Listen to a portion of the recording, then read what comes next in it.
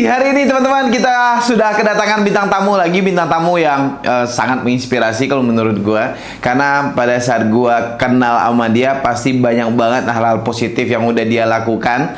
Dan hal itulah yang akhirnya kita lo bikin, kita dari tim Ruang Tamu Komoriki menginvite dia untuk ada di podcast yang kita. Tapi sebelum kita menginvite dia, gue bersihin dulu. Gue akan baca zodiak dari bintang tamu kita. Zodiaknya adalah Sagittarius. Ada yang Sagittarius di sini? Kalau ada Sagittarius di sini, apa yang gue omong ini kalau benar tulis di kolom komentar. Kalau salah tulis juga di kolom komentar. Pada intinya gue pengen minta komen aja kok, gitu loh ya kan. Bener atau salahnya ya terserah lah. Sagittarius itu adalah orang yang optimis. Optimis itu berarti dia percaya diri. Terus suka berpetualang.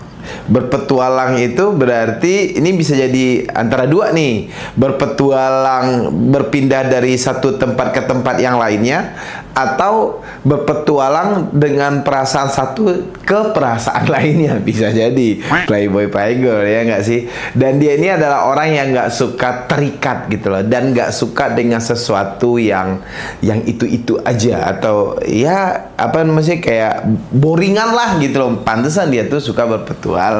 Itu Sagittarius.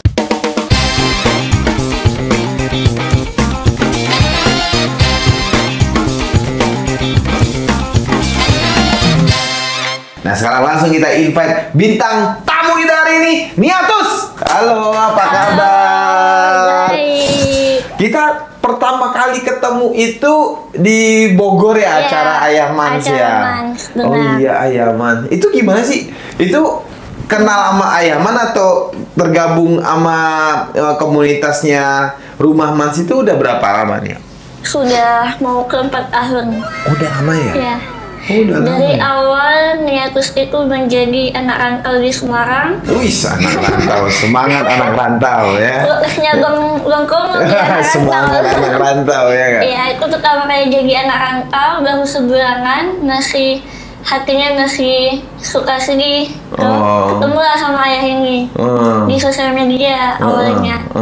Baru kenal 1 mingguan lebih, langsung ketemu secara langsung di Bogor. Rumah Mans pertama. Rumah Mans pertama. Dulu masih sedikit banget, bahkan anak istimewanya itu yang ceweknya masih 3 orang kalau nggak salah. Iya. Itu Sekarang, berarti Masya Allah, udah 5 tahun yang lalu berarti kalau sekarang dari sekarang ya. Kamu udah rame banget ya. Rame banget, udah nggak terhitung. Oke. Nah, tapi yang Niatus rasain setelah gabung sama Rumah Mans pada saat itu apa? Mau banyak banget bedanya? Banyak banget bedanya. Karena dulu sebelum kenal ayah, Niatus ini nggak percaya diri. Nggak percaya Insecure. diri. Insecure. Malu. Itu yang paling Niatus apa ya? Nggak kuat gitu. Karena Niatus dengan keadaan yang seperti ini nggak pernah tampil di sosial media. Bahkan, mengurung diri gitu iya, ya? Betul. Bahkan untuk foto aja itu nggak pernah seluruh badan, Bang. Iya. Dari saking malunya gitu. Tapi karena udah terlatih, mulai jadi konten kreator emang awalnya karena itu bisa jadi kemarin juga karena konten kreator.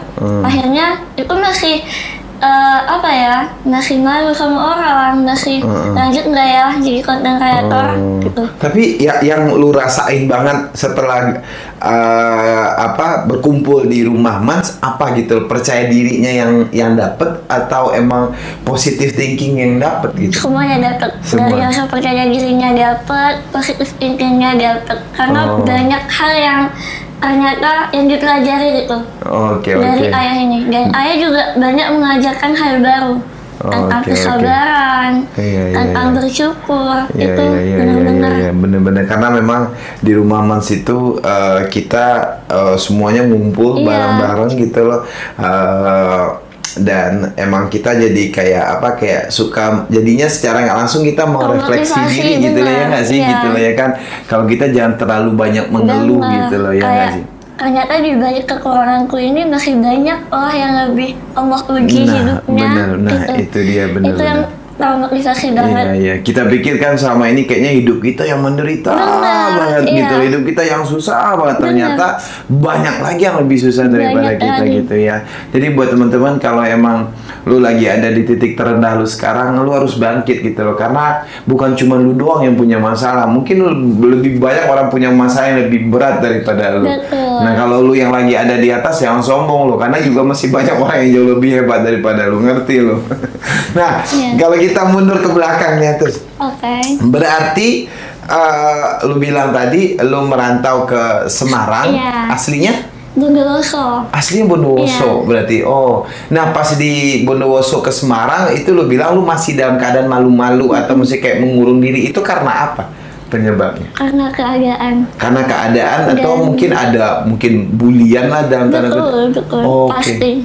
Karena keadaan, karena bulian, karena ya keadaan latar belakang juga, atau belakang keluarga yang kurang baik, itu yang membuat kayaknya ya Allah, kenapa sih kok ujiannya bertubi-tubi. Oke. Emang ini maaf ya, ini boleh dijawab atau nggak dijawab gitu. Nah, ini kan yang gua tahu itu dari lahir itu lu nggak dibesarkan sama orang tua gitu ya.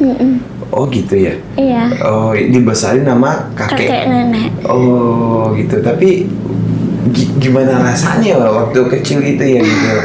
Kan kalau waktu kecil belum tahu Bang. Jadi belum tahu kalau Netus itu dirawat sama kakek nenek. Iya. Tahunya itu setelah kelas 3-4 SD. Karena itu pun tahunya dari orang-orang yang bilang, yang nanya gitu. Akhirnya ya baru tahu dari orang-orang, singkat cerita percayanya itu karena dia udah melihat kartu keluarga. Yang dimana di situ atas nama Niatus Solihah itu keterangannya cucu, bukan anak. Gitu. Namanya cucu gitu loh. Berarti terpukul banget itu waktu kecil ya, karena kan itu udah ujian berat banget buat lu gitu loh. Belum lagi dengan keadaan yang lagi lu jalanin pada saat itu gitu loh. Dimana dengan kondisinya yang seperti ini kan harusnya butuh support, butuh kasih sayang gitu. Dan dia nggak ngerasain dua hal itu. Iya. Berarti emang udah fight banget tuh dari kecil gitu loh. Capek. Tapi dari apa yang udah lu jalanin, ada yang membekas nggak sih lu gitu? Mungkin entah itu dari bulian orang atau dari ledekan orang, ada nggak sih yang ngebekas banget buat lu gitu? Ada beberapa kalimat dari orang-orang yang sampai saat ini Netus masih ingat gitu. Iya. Itu emang kadang-kadang ya itulah gimana kita tuh harus menjaga mulut kita, yang dibilang sama orang mulutmu harimaumu tuh ya itu gitu, karena kita nggak sadar gitu loh. Mungkin di sebagian orang menganggap apa yang diomongin itu kayak sepele atau biasa gitu loh. Tapi buat sebagian orang mungkin itu adalah hal yang nggak akan pernah dia lupakan gitu loh ya kan. Dan kalau lu pernah ngelakuin hal itu, segeralah untuk minta maaf gitu loh sama orang itu ya, nggak ini ya. Tapi berarti dari kecil kan lu udah bertubi-tubi banget ini ya gitu. Dari orang tua lu yang pergi ninggalin lu, nggak mau ngerawat lu, terus maaf dengan keadaan lu juga, lu dibesarkan sama kakek umur kelas 3 SD sampai atau 4 SD lu baru tahu ternyata itu emang bukan orang tua lu tapi kakek lu. Itu kan bertubi-tubi banget itu loh. Bener-bener kayak apa ya, kayak diperes gitu loh ya kan hidup lu gitu loh. Gimana lu menghadapinya gitu loh nih? Dulu mereka sempat dari saking capeknya hidupnya kayak ngerasa ya Allah, kuat nggak ya untuk ngelakuin hal ini, untuk melewati hal ini. Sempat kayak marah dan ingin mengakhiri hidup. Itu pernah. Itu di kelas berapa itu? Kelas 5-an. 5 SD? Setelah tahu latar belakang itu. Berarti masih kecil gitu lu. Kalau masih kecil lu udah kepikiran itu, berarti pressure-nya atau kenceng banget dong ya? Karena kan maksudnya kelas 6 SD kita belum ada kepikiran yang kayak gitu loh ya? Iya, kayak capek banget gitu. Karena tiap hari ada aja yang ngebeli. Bahkan waktu kecil tuh berapa persen yang mau berteman sama dia? Semuanya menjauh. Terus karena mereka malu dengan dia katanya, terus karena dia terus ini malu-maluin, pokoknya gitu lah. Iya. Ya apalagi anak-anak kecil juga pada saat itu gitu loh ya kan, kita anak-anak kecil yang ngomongnya bisa seenak sesuka-sukanya dia apa segala macam gitu loh ya kan. Terus kita juga nggak ada orang tua yang membimbing kita atau menguatkan kita gitu loh ya kan. Jadi pasti dalam keseharian kita ke sekolah, kita lagi main, kita lagi kemana, pasti akan ada aja kayak gitu. Apalagi juga pasti banyak juga orang-orang yang udah berumur yang nggak pakai akal sehatnya dia dalam berbicara sama kita gitu loh ya kan. Berarti di kelas 5 SD itu lu udah kepikiran untuk mengakhiri hidup? Iya. Oke. Saking beratnya. Saking beratnya menurutnya gitu. Terus yang bikin lu jadi bertahan dan fight balik apa? Kakek dan nenek. Setelah sadar secara perlahan tentang perjuangannya, tentang ketulusannya yang selama ini, mereka sadar bahwa ini bukan tanggung jawab mereka untuk menafkahi, untuk membesarkan, tapi mereka berjuang untuk itu. Nah, kalau ingat tentang perjuangannya, kenapa mereka nggak mau berjuang untuk mereka juga? Insya Allah. Dan dari kecil itu mereka udah punya pemikiran untuk membantu perekonomian keluarga.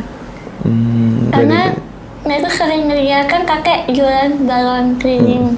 Nah itu ada beberapa saat udah nggak ada banget gitu uangnya, berasnya, sampai pinjam ke tetangga, pinjam hutang ke warung gitu, sampai nggak dikasih. Itu pernah makan mie satu keluarga, gue pernah. Iya. Tapi gue lebih terkesima itu di saat lu pengen untuk mengakhiri hidup lu karena terlalu berat banget beban yang lu rasain gitu. Terus lu ngelihat kakek lu yang berjuang sama lu bisa kepikiran dia aja berjuang sama gue, masa gue nggak mau untuk berjuang buat dia gitu. Iya. Karena yang dia perjuangkan itu adalah bagaimana lu bisa hidup dengan layak dan ya menikmati hidup lu gitu loh. Kenapa lu malah mengakhiri hidup lu gitu. Berarti ini kakek ini adalah orang yang sangat lu sayang berarti. Artinya apa buat Niatus gitu seorang kakek ini? Jujur kalau ditanya cintanya lebih besar ke kakek atau ayah, saya jawabnya kakek. Kan tanpa beliau ini nggak mungkin dia sampai sekarang ini. Walaupun dia masih ada orang tua, tapi tetap kasih sayangnya sekarang lebih besar ke kakek daripada ke mereka. Iya, pastilah karena ada punya backstory-nya gitu ya kan. Tapi kalau sama orang tua udah ada ketemu atau? Ketemu dari lahir. Oh, dari karena lahir ketemu. Karena rumahnya sampingan. Oh, rumahnya sampingan. Tapi nggak sadar. Sadarnya beliau itu adalah tetangga, bukan orang tua. Nah, pada saat udah tahu itu adalah orang tuanya Nia, terus gimana komunikasinya atau setiap hari kan berarti ketemu juga dong? Ketemu, tapi nggak ada komunikasi sama sekali. Kayak bermusuhan. Oh, kayak orang lain aja gitu ya? Iya, dan itu nggak belum sadar. Dan sadarnya ketika ya tadi ngelihat aku cucu bukan anak gitu, kayak baru sadar, oh iya juga ya, kenapa sama orang sebelah selama ini nggak ada komunikasi, kayak orang musuhan, tempat apa aja kayak menghindar gitu. Nggak sadarnya di situ. Oh, tapi di umur segitu nggak ada keinginan lu untuk ketemu ngobrol apa segala macam, nggak ada, udah lu ya, karena lu juga masih kecil juga ya gitu loh ya kan, jadi nggak bertanya. Oke. Nah kalau sekarang gimana hubungannya kalau sekarang udah sebesar kayak gini? Sudah lebih baik. Oh, udah lebih baik. Oke. Nah komunikasinya itu emang dia udah ngomong dari hati ke hati sama lu atau ya udah ya selepasnya gitu aja gitu? Ngalir aja sekarang. Ngalir aja gitu, nggak ada yang kayak ada apa ngomong empat mata gitu atau apa gitu, nggak ada, ya udah ngalir aja. Sampai detik ini Next tidak tahu keluarganya dari ayah. Oke. Nenek kakek dari ayah, saudara-saudaranya ayah, ponakan nggak tahu sama sekali. Oke. Wow. Dan kemarin kakak kandung kan main ke Semarang. Nah itu bilang, tadi tante nanyain kamu gitu. Hah, tante siapa? Gitu. Terus kan tadi kakak bilang kalau pas pamit mau ke Semarang. Terus tante nanyain, mau ke Semarang mau ke siapa? Mau ke adik, katanya kakak. Memang kamu punya adik, Ron? Gitu. Punya. Terus ternyata mereka baru tahu kalau kakak ini punya adik. Oh, jadi memang kayak ditutup banget gitu loh, ya kan? Tapi kalau sekarang dengan apa yang udah lu lewatin, apa yang udah lu jalanin gitu loh, lu udah memaafkan kedua orang tua? Sangat, sudah memaafkan banget. Hebat Nunia. Amin. Hebat. Hebat banget, hebat banget. Belum dengan beratnya hidup itu loh, dengan ya udah bisa ngebayangin lah kita gitu untuk masa kecil itu gitu ya kan, karena ya kita biasa-biasa aja gitu loh. Masa kecil itu emang penuh dengan bulian, dengan ledekan, dengan dengan cemoohan gitu loh ya kan. Apalagi posisinya Nia pada saat itu dan nggak ada orang tua gitu loh. Berarti di sini gue bisa bilang kakek adalah orang yang sudah berhasil bikin lo menjadi orang yang sangat kuat dan hebat gitu loh. Insya Allah. Iya, sangat kuat dan hebat gitu. Nah, berarti abis itu dari SMP, SMA baru lanjut ke Semarang. Iya. Yang bikin lo memberanikan diri ke Semarang apa? Jadi anak rantau pada saat itu. Dulu kan pertama kali lulus SMA itu viral karena konten sholawatan. Nah, dari viral itulah ada yang mengajak rekaman di Semarang. Oke. Nah, setelah rekaman itu langsung diajak untuk kuliah di Semarang. Nah, ya udah dari tawaran itu, ternyata tertarik karena kan satu kesempatan nggak datang 2 kali. Terus memang dari dulu nggak ada panggilan untuk bisa kuliah dengan melihat ekonomi yang masih seperti itu. Akhirnya belum diizinin dulu sama kakek sama nenek. Mereka yang maksa karena mereka khawatir dengan keadaannya dengan rekam hidup sendiri.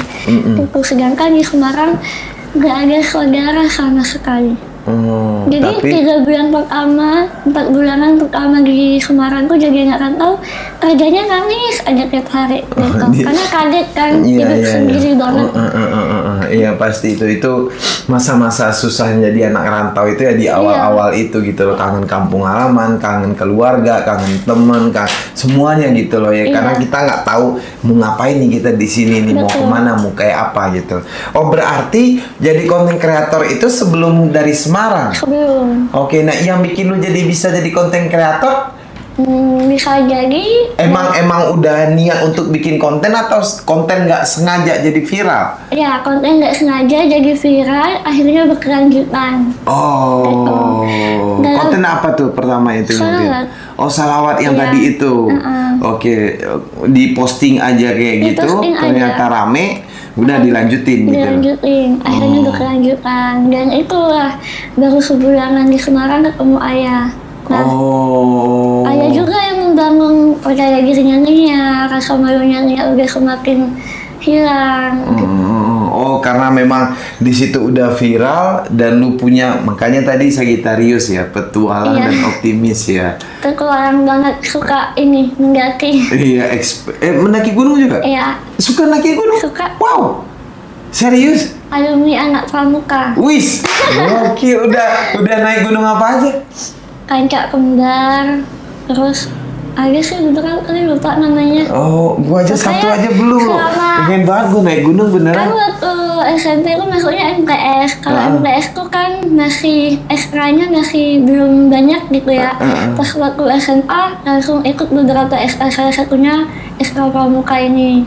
Jadi bener-bener ternyata seru ya berpetualang gitu. Berarti lu itu nih ya, lu adalah, maaf ya gitu loh, lu adalah orang yang nggak mau dikasihani ya? Ya, insya Allah. Karena dari pramuka itu benar-benar tahu kan pramuka tuh ekstra-nya gimana, ekstra-nya tuh pas outbound itu benar-benar nggak ada yang dikasihani di situ. Kamu aja kerintangannya. Iya, berarti lu ngelawan itu ya, ya. Berarti badan doang yang kecil tapi nyali gede ya. Karena kakak kan kadang juga sering bawa Nia naik gunung, touring, naik motor sampai berjam-jam gitu. Oh, kakak luar biasa juga ya. Karena kakak punya cerita juga, kakak kan mantan pencak silat. Nah itu sampai diajarin pencak silat sama kakak. Oh. Gitu. Wih, gokil ya. Iya, ya itu dia gitu. Ya terlepas dari apapun itu masalah, pasti ada sisi bagus, sisi positif atau sisi baiknya gitu loh yang pasti ada gitu loh. Jadi kita cuma tinggal untuk menemukan sisi yang baik ini aja gitu loh, dan mengolah sisi baik ini untuk hidup kita menjadi lebih baik gitu loh. Ya nggak sih? Jadi kalau udah tadi kita Semarang, nyampe Semarang baru ketemu Ayah Mans. Nyampe ketemu Ayah Mans kan maksudnya kita terus udah jadi anak rantau kan tantangan baru lagi nih, gitu loh ya kan. Beda dengan tantangan yang masih ada di kampung gitu. Ini tantangannya mungkin lebih ke untuk masa depan gitu loh ya kan. Kalau di kampung kan beda. Nah, pada saat dapetin tantangan untuk masa depan ini ketemulah Ayah Mans. Nah, disinilah diolah sama Ayah Mans, dikasih beberapa arahan, nasihat, percaya diri yang tinggi, dikasih komunitas juga gitu loh, untuk ketemu dengan teman-teman yang lain gitu loh. Itu bikin lu makin semangat lagi. Pertama kali ke Jakarta itu karena ayah. Pertama kali Monas karena ayah. Itu kayaknya mimpi nggak sih bisa ke Jakarta gitu awalnya. Hebat ya Ayah Mans ya. Hebat banget. Gue pertama kali kenal sama dia tuh gue gemeter. Oh iya. Sama Ayah Mans itu. Gemeter gue gitu loh. Fixnya orang-orang baru yang kenal ayah pasti fixnya langsung nggak sedih. Iya nggak gemeter, gue gemeter karena apa ya, saking gue ngelihat dia itu ya orang yang hebat gitu loh ya kan. Gokil, sehat terus Ayah. Nah, dari itu ketemu sama Ayah Mans makin didalamin konten kreatornya. Iya, makin didukung kan, ada dukungan di situ, ada support di situ, dan supportnya tuh nggak cuma dari ayah juga, dari teman-teman yang seistimewa sama kayak Iya, karena udah bareng-bareng nih ya gitu loh ya kan, udah makin semangat nih. Oke. Tapi Niatus ini adalah orang yang sangat peduli banget dengan pendidikannya teman-teman gitu loh. Bahkan emang yang di Semarang itu dia dapat beasiswa ya gitu. Iya, beasiswa. Seberapa penting pendidikan buat lu? Penting banget. Karena hidup kalau tidak berpendidikan mungkin akan berantakan. Bener dan pendidikan itu juga termasuk mengubah pola pikir ya. Betul. Gitu loh, pola pikir ya, attitude juga gitu loh ya. Betul. Kan gitu. Jadi penting banget. Penting. Agar kita tahu adab, agar kita tahu lah caranya untuk menghargai orang lain. Iya. Dan sampai akhirnya kemarin juga dinotis sama Raffi, bahkan sempat ditawarin Raffi ya? Iya. Ditawarin Raffi Ahmad apa sih? Menjadi itu, bergabung di staff itu kesenian. Kan beliau jadi di itu kan. Iya, jadi apa namanya? Staf khusus kepresidenan gitu loh ya kan. Bergabung dalam tim itu. Terus udah gabung? Setelah lulus kuliah ini. Setelah lulus kuliah berarti emang kuliah lagi gitu. Emang pendidikan itu penting banget buat lo ya. Penting banget. Hebatnya. Hebat banget deh ya, bener-bener hebat, bener-bener takjub gue gitu loh. Bener-bener takjub gue dari cerita lu dan dari perjalanan lu gitu loh. Tapi kalau lu rangkum dari semua hidup lu gitu, mungkin kan bisa kita lihat kalau di masa kecil itu penuh dengan ujian dan cobaan yang maksudnya makan hati gitu loh ya kan, perasaan dan pikiran gitu loh. Kalau sekarang itu ujiannya kan lebih ke gimana untuk menjalani hidup gitu loh ya kan. Kalau lu rangkum semuanya, menurut lu hidup lu tuh seperti apa nih? Istimewa. Karena Allah ngasih luka sepahit itu, ternyata Allah ngasih hadiah seindah itu. Karena dia kan nggak terbayangkan bakal ketemu Bang Komo, bakal ketemu banyak orang hebat. Itu nggak terbayangkan sama sekali. Karena dulu jangankan ke Jakarta, keluar kecamatan aja itu butuh didampingi terus. Iya. Hebat ya. ya apa ya, kita jangan terlalu banyak ngeluh dalam hidup gitu. Benar. Jangan terlalu banyak ngeluh. Ya gue ngelihat dia sangat kuat gitu loh. Badannya kecil, beneran kecil badannya. Badannya kecil banget gitu loh. Tapi hatinya itu loh. Amin, amin. Hatinya kuat banget. Amin. Sukses ya Nia ya. Hati kamu tuh kuat banget. Terus ya mungkin karena ya itu didikan dari kakek juga waktu kecil ya kan. Mungkin didikan agama gitu ya kan. Terus pelajaran hidup. Betul. Gitu loh ya kan. Dan motivasi lu sama hidup, untuk hidup harus berkembang dan harus menjadi lebih baik terus gitu loh ya Nia ya. Nah kalau lu kan udah bisa dibilang lu adalah seseorang yang udah sukses gitu loh. Sukses dari apa yang udah lu lewatin gitu loh. Nggak semua orang, mungkin beberapa orang yang bisa berada di titik lu sekarang gitu loh, dengan beasiswa gitu loh, ketemu dengan komunitas yang bagus, sampai ditawarin Raffi Ahmad gitu loh menjadi salah satu tim di staf khusus kepresidenan. Berarti itu kan bukan nggak sembarangan orang. Raffi itu adalah orang hebat gitu loh ya kan. Nggak mungkin dia cuman cap-cip-cip doang, lu ikut sama tim gue ya, lu nggak mungkin kan gitu loh ya kan. Pasti ada yang dia lihat dari lu gitu loh, pasti ada kelebihan yang dia lihat dari lu gitu, makanya lu ditawarin nama dia. Berarti kan tuh udah sangat-sangat spesial menurut gue. Kemarin yang kayaknya tuh hanya bercandaan aja pas waktu podcast, tapi setelah kamera off cam, Raffi masih lanjut ngobrolin itu, meyakinkan gitu. Kayak ya Allah, mimpi apa semalam?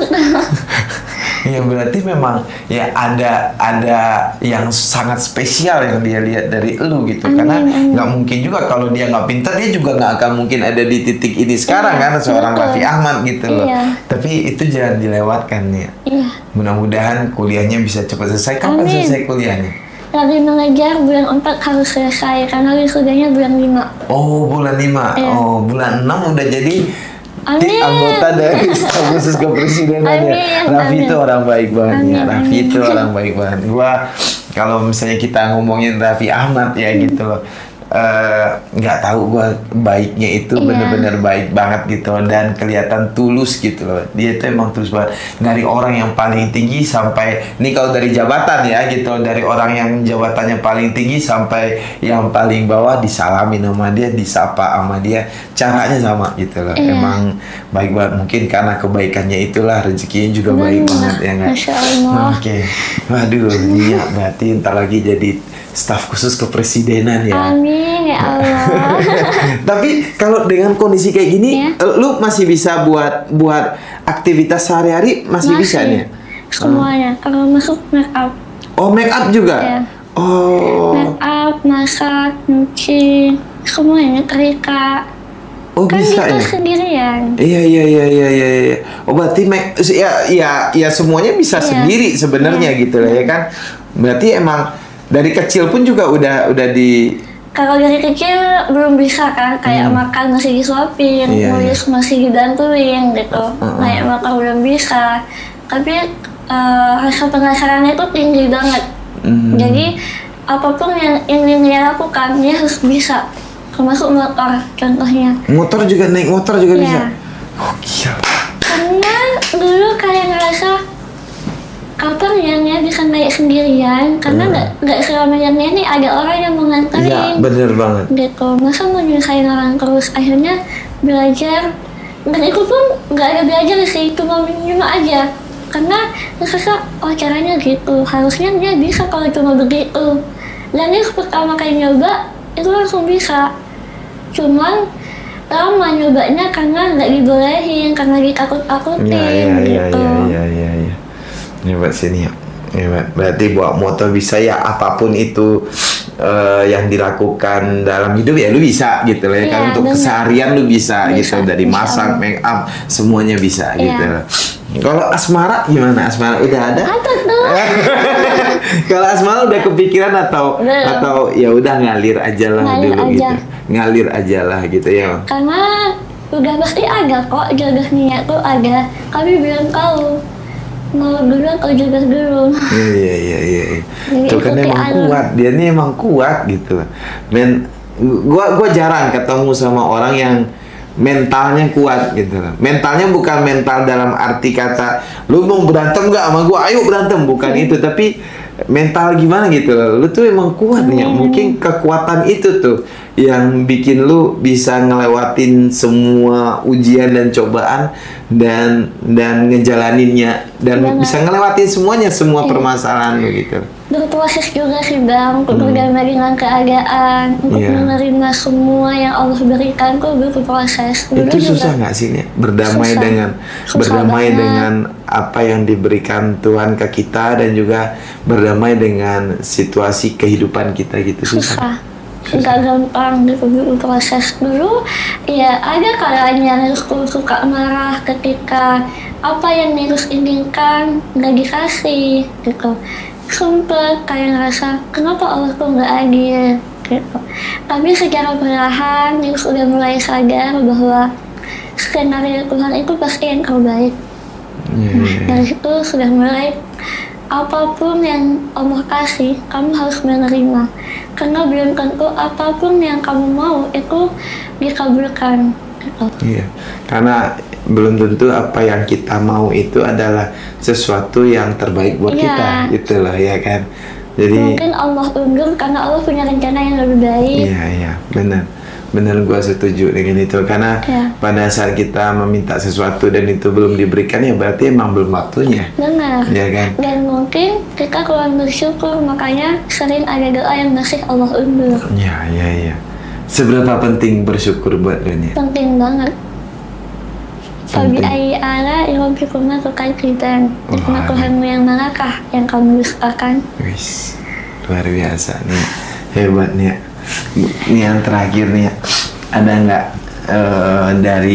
dari kesuksesan lu, dari perjuangan lu, dari permasalahan lu gitu loh, ada nggak satu motivasi yang kuat gitu loh yang bisa lu share ke teman-teman yang mungkin sekarang mungkin berada ya punya punya permasalahan yang sama juga gitu loh, biar dia bisa jadi lebih kuat dan jadi orang yang hebat juga kayak lu gitu loh. Boleh ke kameranya. Halo teman-teman semuanya, semangat terus ya, jangan pantang menyerah, jangan suka mengeluh, perbanyak bersyukur.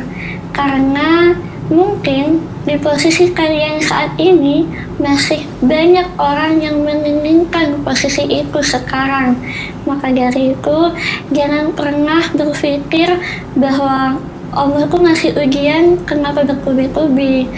Allah itu ngasih ujian kepada hambanya yang mampu untuk melewatinya, dan Allah itu tidak akan pernah salah memberikan cobaan kepada hambanya.